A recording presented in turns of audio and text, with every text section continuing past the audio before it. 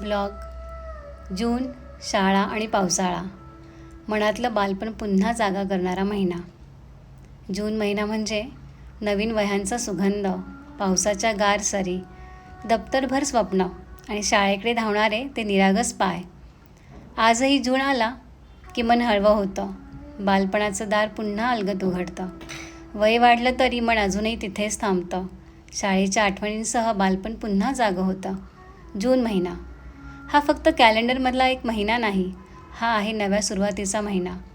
हा पावसाच्या पहिल्या सरींचा महिना, हा ओल्या मातीच्या सुगंधाचा महिना आणि सर्वात महत्त्वाचं म्हणजे हा शाळेच्या आठवणींनी मन पुन्हा लहान करून टाकणारा महिना आहे. आज सकाळी उठल्यावर खिडकीचा पडदा बाजूला केला आणि समोर शाळेची पिवळी व्हॅन दिसली. क्षणभर मन कुठेतरी शाळेच्या आठवणीत हरवून गेलं. खाली लिफ्टमध्ये जाताना 14व्या मजल्यावरची छोटीशी पिहू भेटली. शाळेचा नीटनेटका गणवेश, पाठीवर दप्तर, 2 रिबीन लावलेल्या गोड शेंड्या, चेहऱ्यावर उत्साह आणि डोळ्यात चमक. शाळेला आणि वर्गमित्रांना भेटण्याची ओढ तिच्यात जाणवत होती. तिला पाहताच माझं मन अक्षरशः तिच्या वयाचं झालं. मी तिला हसत म्हटलं, मलाही यायचं गं तुझ्यासोबत शाळेत. ती लगेच म्हणाली, मग 2 पोळ्या घालाव्या लागतील. मीही म्हणाले, चालेल गं. मग ती निरागसपणे म्हणाली, शाळेत यायचं असेल तर गणवेशही लागेल. आणि ते ऐकून मी हसले, कारण आज माझ्याकडे गणवेश नव्हता. पण मन मात्र पुन्हा शाळेत जाण्यासाठी तयार झालं होतं. क्षणात उन्हाळी सुट्टीनंतरचा पहिला जून आठवला. नवीन वर्ग, नवीन पुस्तके, नवीन वह्या, नवीन पेन, पेन्सिल, कंपास पेटी आणि त्या सगळ्या नव्या वस्तूंचा एक वेगळा सुगंध. जून महिना म्हटला की सर्वात आधी आठवतात माझे बाबा. प्रत्येक पुस्तकाला नीटनेटके कव्हर लावणारे बाबा, स्टिकर चिकटवून सुंदर अक्षरात माझं नाव लिहिणारे बाबा, वह्या आणि पुस्तकांचा ढीग समोर ठेवून प्रत्येक गोष्ट व्यवस्थित करणारे बाबा. आजही नवीन पुस्तकांचा सुगंध आला की त्यांची आठवण नकळत मनात येते.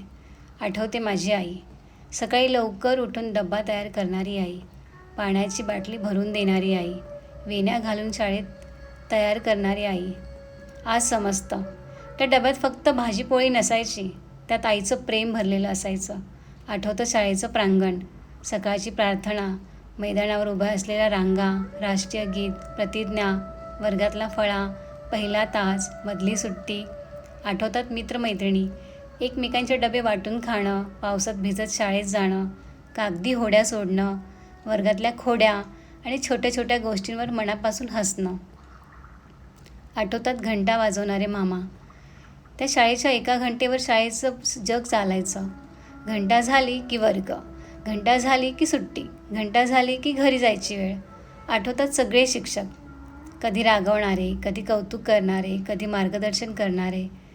त्यावेळी कदाचित त्यांचा राग आवडायचा नाही, पण आज जाणवतं आपल्याला घडवण्यात त्यांचा किती मोठा वाटा आहे. शाळा म्हटलं की फक्त वर्ग, पुस्तके आणि मित्रमैत्रिणीच आठवत नाहीत, तर आठवतात चाचणी, सहामाही आणि वार्षिक परीक्षांचे दिवसही. अभ्यासाची लगबग, वेळापत्रक, उजळणी, गृहपाठ आणि परीक्षेची धडधड. या सगळ्या गडबडीत शाळा नकळत आपल्या मनावर काही अमूल्य गोष्टी कोरून जाते. शिस्त, वेळेचं महत्त्व, सातत्य, वाचन, लिखाण आणि प्रयत्नांची सवय हे शाळेने दिलेले सर्वात मोठे संस्कार आहेत. रोज थोडं थोडं करत राहायचं, ही सातत्याची जादू. आणि शिकणं कधीच थांबत नाही, ही आयुष्यभराची शिकवण शाळाच देते. म्हणूनच आपण कितीही मोठे झालो, कितीही पदव्या मिळवल्या, कितीही यशस्वी झालो, तरी आपण आजन्म विद्यार्थीच आहोत याची जाणीव शाळा सतत करून देते. आज वाटतं, शाळा ही फक्त शिक्षण देणारी जागा नव्हती. शाळा म्हणजे संस्कार, शाळा म्हणजे मैत्री, शाळा म्हणजे स्वप्न, शाळा म्हणजे आत्मविश्वास, शाळा म्हणजे शिस्त, शाळा म्हणजे सातत्य, शाळा म्हणजे माणूस घडवणारी कार्यशाळा. आणि म्हणूनच शाळा ही आयुष्याची एक सुंदर मेजवानी आहे. जून महिना आला की पावसाच्या पहिल्या सरींसोबत या सगळ्या आठवणी पुन्हा जिवंत होतात. खिडकीवर पडणारे पावसाचे थेंब, ओल्या मातीचा दरवळ, नव्या पुस्तकांचा सुगंध, शाळेच्या घंटेचा आवाज आणि नव्या सुरुवातीची उत्सुकता, हे सगळं मिळून मनात एक वेगळाच चैतन्य निर्माण होतो. आज आपण कितीही मोठे झालो, कितीही यशस्वी झालो, कितीही दूर गेलो, तरी अनेक वर्षांनी जेव्हा आपण आपल्या शाळेच्या आवारात पुन्हा पाऊल ठेवतो, तेव्हा जगातली सर्वात निरागस, सर्वात प्रफुल्लित आणि सर्वात सकारात्मक ऊर्जा तिथेच अनुभवायला मिळते.